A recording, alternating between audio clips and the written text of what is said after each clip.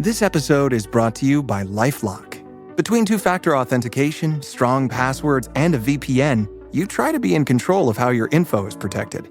But many other places also have it, and they might not be as careful. That's why LifeLock monitors hundreds of millions of data points a second for threats. If your identity is stolen, they'll fix it, guaranteed, or your money back. Save up to 40% your first year. Visit lifelock.com/podcast for 40% off. Terms apply. This podcast is supported by Progressive, a leader in RV insurance. RVs are for sharing adventures with family, friends, and even your pets. So if you bring your cats and dogs along for the ride, you'll want Progressive RV insurance. They protect your cats and dogs like family by offering up to $1,000 in optional coverage for vet bills in case of an RV accident, making it a great companion for the responsible pet owner who loves to travel. See Progressive's other benefits and more when you quote RV insurance at Progressive.com today. Progressive Casualty Insurance Company and Affiliates. Pet injury is an additional coverage and subject to policy terms. It's extraordinary what people say they saw at Ford's Theater that night. John Wilkes Booth was a megastar. The American political climate has always been rife with division, but even juxtaposed against today's polarized environment, it has never been nearly as divided as it was during the Civil War.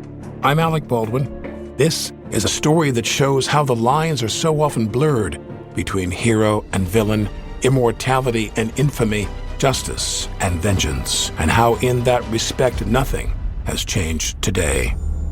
Listen to The Ides of April, starting July 23rd, wherever you get your podcasts. EVO. This series contains adult language and depictions of graphic violence. Listener discretion is advised.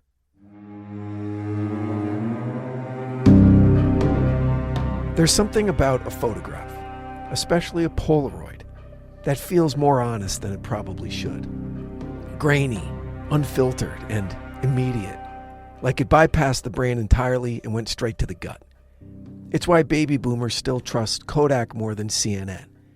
And it's why, when a woman in Florida found a photograph of a boy bound and gagged in the back of a van next to a girl who looked just as terrified, she didn't call it a prank. She called it Johnny. Let's rewind. But first, welcome back to The Devil Within. This is The Disappearance of Johnny Gosch, Part 2. I'm your host, Brandon Morgan. So, it was June 1989. A woman named Vicki Leister walked out of a convenience store in Port St. Joe, Florida, and spotted something in the parking lot. A Polaroid photo. Face down, edges curling, dropped between sun-faded parking lines like a gum wrapper or a discarded receipt. She picked it up. What she saw made her knees go weak.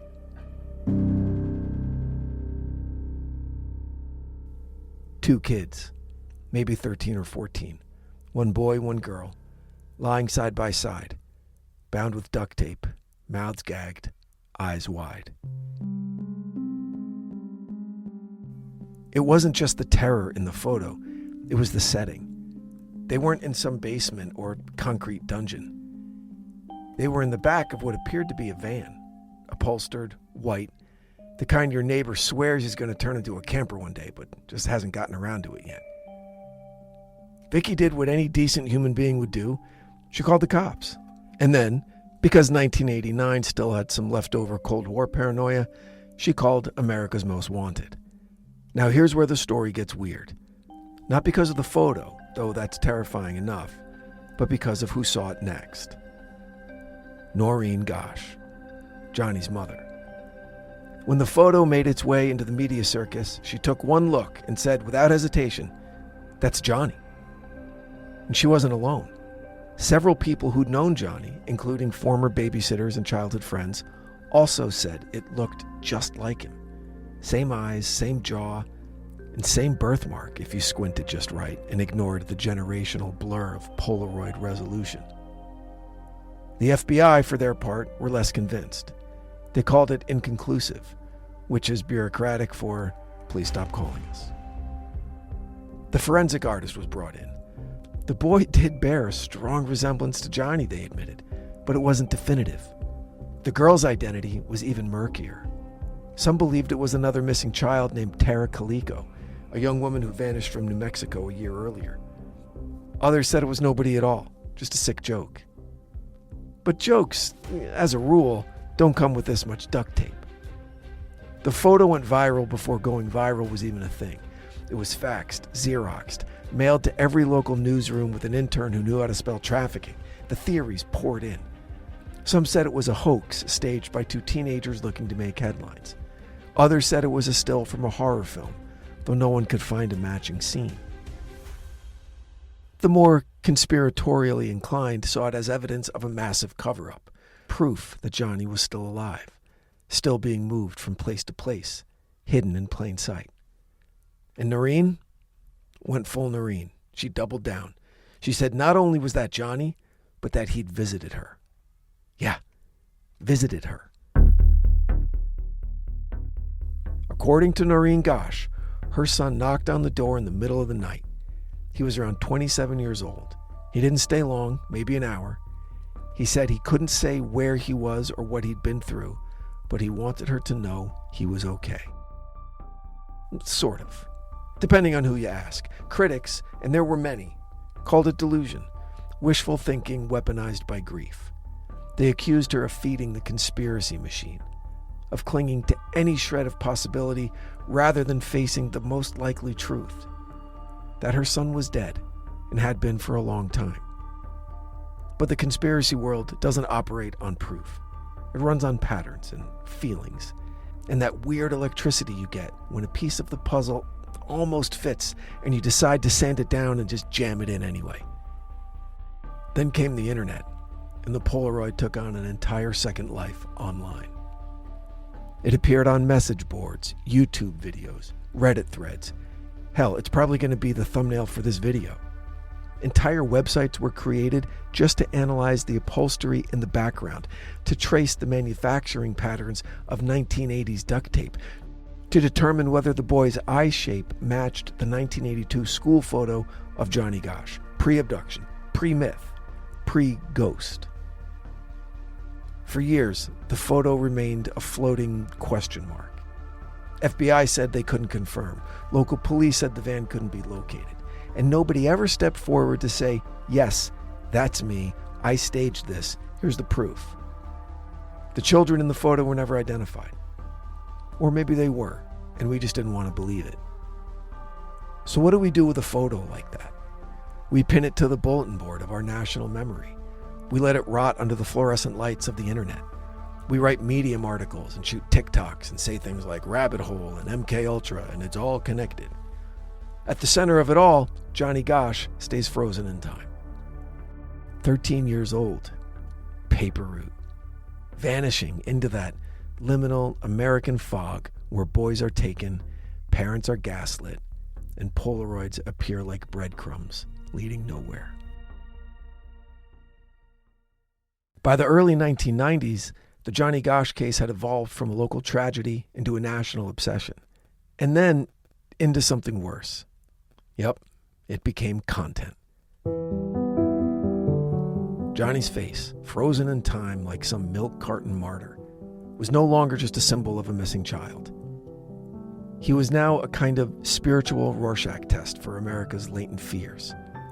Government corruption, organized child trafficking, satanic cults, shadow states, the Illuminati, the Boy Scouts, take your pick. And just when the theory started to go stale, along came Paul Bonacci. You remember that name from the last episode. Let's talk about Paul again for a second. Paul was the kind of witness who could best be described as problematic. He was, by his own admission, a victim of child sexual abuse. He'd spent time in juvenile detention. He had multiple personality disorder, or at least he claimed to. He also claimed to have firsthand knowledge of an elite pedophile ring operating out of Omaha, Nebraska.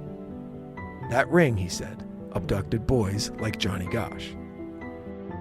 Now, if you've seen the Netflix documentary Conspiracy of Silence, or even wandered too long through the dark alleys of YouTube's documentary section, you've likely come across the story before. It's called the Franklin Scandal, and it involves allegations of child abuse, cover-ups, and connections that lead uncomfortably close to the front steps of political power.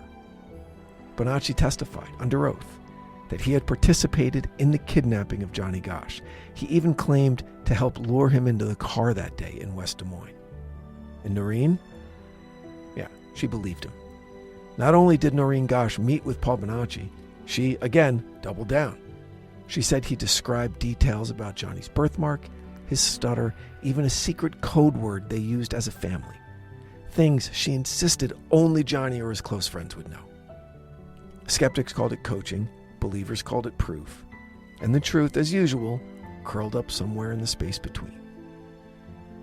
But Bonacci's story kept growing. He described child sex parties at elite political fundraisers. He named names, he drew maps. He provided photographs, some of which have never been verified and some that frankly should have triggered a national panic. But this was the 90s. The media was still digesting Lorena Bobbitt and O.J. Simpson. I mean, we had priorities. Eventually, a federal grand jury ruled that Bonacci's claims were a carefully crafted hoax.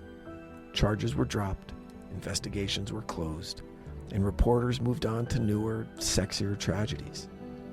But Noreen didn't. Noreen still believed. Why drop a fortune on basics when you don't have to? Quince has the good stuff. High-quality fabrics, classic fits, and lightweight layers for warm weather. All at prices that make sense. Everything I've ordered from Quince has been nothing but solid. Those closet staples you want to reach for over and over. Cozy cashmere and cotton sweaters from just $50. Breathable flow-knit polos, comfortable lightweight pants that somehow work for both weekend hangs and dressed-up dinners. But the best part, everything with Quince is half the cost of similar brands. Because by working directly with top artisans and cutting out the middlemen, Quince gives you luxury pieces without the markup. I just got back from 2 weeks in Europe, and the organic cotton slub polo was my go-to. I brought 2 of them, and I would alternate wearing them until I found a laundromat and then just start all over again. But the real MVP of that vacation was the Quince carry-on suitcase that I got for my wife. It was as good or better than suitcases that we saw online for 3 times the price. So do yourself a favor. Keep it classic and cool with long-lasting staples from Quince. Go to quince.com/devilwithin for free shipping on your order and 365-day returns. That's QUINCE.com/devilwithin to get free shipping and 365-day returns. Quince.com/devilwithin. The Disney Plus Hulu HBO Max bundle. Plans starting at just $16.99 a month. Catch Limitless, Live Better Now Season 1 with Chris Hemsworth on Disney Plus. We got a lot of work to do. Alien Earth on Hulu. This ship collected monsters. And Final Destination Bloodlines on HBO Max. Death is coming for our family. The Disney Plus Hulu HBO Max bundle. Plans starting at $16.99 a month. All these and more streaming soon. Visit Disney Plus Hulu HBO Max bundle.com for details. Subtle results, still you, but with fewer lines. Botox Cosmetic, out of botulinum toxin A, is a prescription medicine used to temporarily make moderate to severe frown lines, crow's feet, and forehead lines look better in adults. Effects of Botox Cosmetic may spread hours to weeks after injection, causing serious symptoms. Alert your doctor right away as difficulty swallowing, speaking, breathing, eye problems, or muscle weakness may be a sign of a life-threatening condition. Patients with these conditions before injection are at highest risk. Don't receive Botox Cosmetic if you have a skin infection. Side effects may include allergic reactions, injection site pain, headache, eyebrow and eyelid drooping, and eyelid swelling. Allergic reactions can include rash, welts, asthma symptoms, and dizziness. Tell your doctor about medical history, muscle or nerve conditions including ALS or Lou Gehrig's disease, myasthenia gravis, or Lambert-Eaton syndrome, and medications, including botulinum toxins, as these may increase the risk of serious side effects. For full safety information, visit BotoxCosmetic.com or call 877-351-0300. See for yourself at BotoxCosmetic.com. Hey, I'm Bruce. And I'm Jeff. We're here to tell you a little about our new podcast called Taboo Treasures. In Taboo Treasures, we explore the human obsession with objects of extreme rarity and infamy. Yeah, we're going to get into Barbie, Hitler, one-of-a-kind soccer ball. And of course, drugs, guns, murders. And cults. We hope you'll join us and learn a little and maybe even laugh a little while we tell you some of the stories behind the stories you only think you know. So let's pause here and take stock of the facts, because facts are an endangered species in this case. Johnny Gosch vanished in 1982. No one saw him taken. No body was ever found. A photograph surfaced in 1989 that might show him tied up and terrified. A man named Paul Bonacci claimed to have helped abduct him. The FBI dismissed him. Noreen believed him. And for the next decade, the story became less about justice and more about faith. And like all matters of faith, it attracted both true believers and con men. Enter the tabloids. By the mid-1990s, Johnny's story had become catnip for the Globe, the Sun, Weekly World News, publications where Bat Boy lived in harmony with satanic daycare cults and Elvis sightings.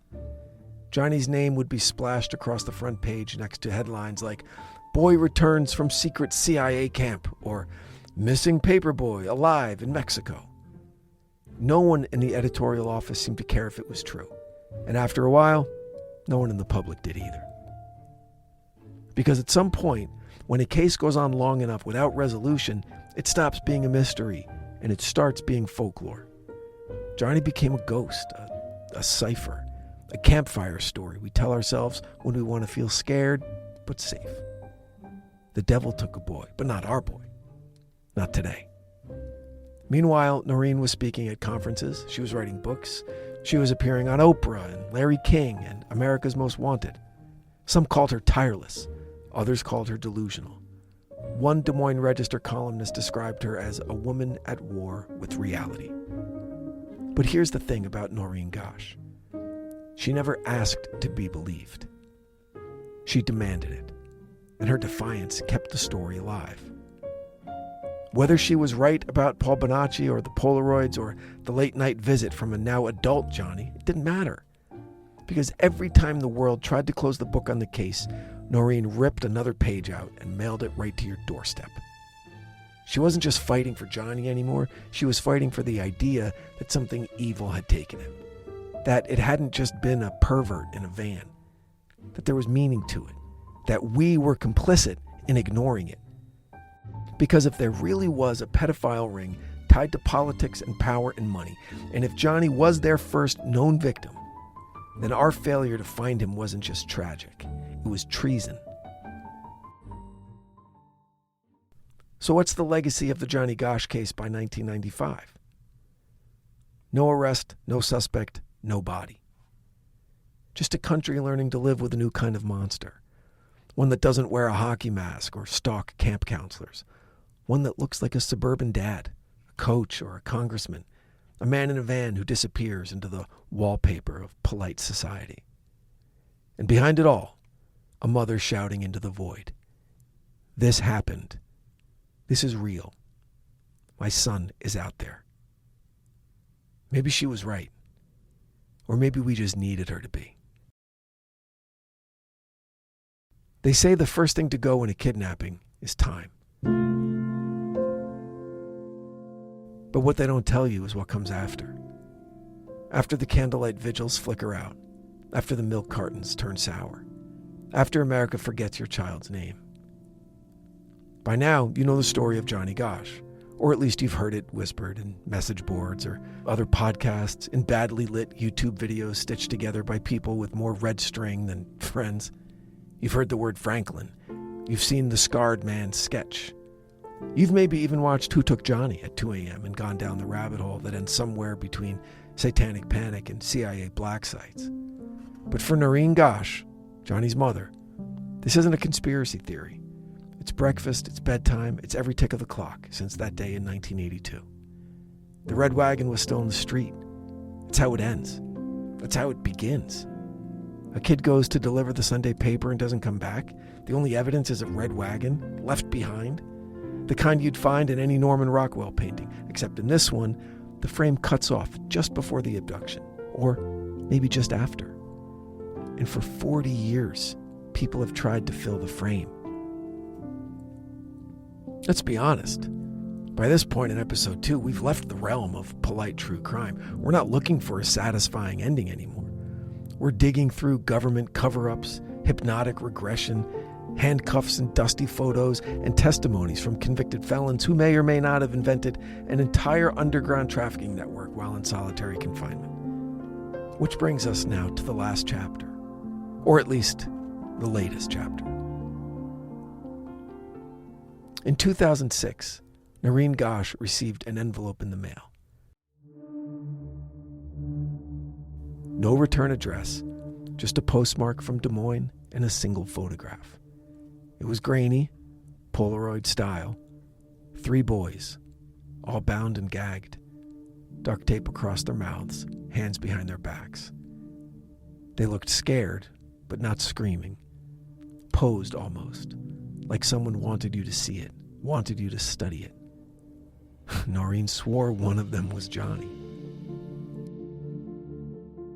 The FBI, of course, disagreed. They said it was a hoax, that the photo had actually been found years earlier in Florida and determined to be unrelated. But of course, they also told Noreen that Johnny had simply run away, that the man with the scar didn't exist, that Paul Bonacci was lying. Forgive her if she didn't hang on their every word. For Noreen, that photo was more than a clue. It was a breadcrumb, a reminder that someone out there knew what happened, and maybe even wanted her to know that they knew. Because the photo didn't just show 3 boys. It showed them inside a room, a particular room with a distinct checkered pattern on the walls, a room that years later would match the description of a place Paul Bonacci claimed to have been held himself. Let me be clear, this doesn't prove anything. It's not a case closed moment. It's just one more match added to the fire. A fire that refuses to go out, no matter how many times officials try to stamp it with the boots of plausible deniability.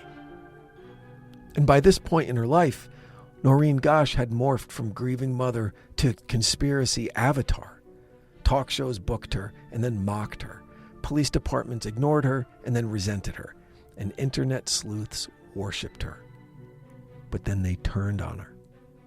She's been called everything from a hero to a grifter to, of course, a delusional mother who just can't accept that her son's gone. And maybe she is delusional. But if you're going to lose your mind, why not do it going 10 rounds with the FBI? It's easy to mock obsession until it gets results. And whether or not Noreen ever found Johnny, she did change the laws. She did push for federal action. She did become the reason that we all appreciated the dairy companies slapping faces on cartons in the first place. And maybe that's what this was always about. Not closure, not truth, but remembrance. Because long after the suspects have died, the witnesses have recanted, and the media's moved on, Noreen is still here. She's still posting. She's still filing Freedom of Information Act requests. She's still fighting. Not because she thinks Johnny's coming home. No. But because she refuses to let the story end where the police report did. At a red wagon in the street. So what are we left with? A missing boy, 100 dead ends, 1,000 theories, and one mother who refuses to give up. Johnny Gosch may never be found. He may never have been found. Maybe he was taken by a local pedophile ring. Maybe he wasn't taken at all. Maybe the Franklin stuff is a hoax, and maybe Paul Bonacci just wanted attention. Maybe there's no man with a scar, no satanic cult, no photos, no underground bunkers or child auctions at midnight on military bases. Or maybe there are. The thing about stories like this, real stories, is that they don't end. Not cleanly, not with a gavel or a tombstone or a DNA match. They trail off, they peter out. Like tire tracks in fresh snow. You don't know which direction they went or whether they're going to circle back. But you keep looking anyway. This has been The Devil Within, The Disappearance of Johnny Gosch, Part 2. If you've made it this far, thank you very much for listening and for believing that stories like this deserve more than a headline and a shrug. If you like these episodes, leave a review, share it with a friend, or write your own theory and let us know about it. Email us at info@evocreative.com. And remember, evil doesn't always wear a mask. Sometimes it delivers your paper. The Devil Within is an EVO production, recorded live at Bel Air Studios in Los Angeles, California. For The Devil Within, I'm Brandon Morgan, your writer and host.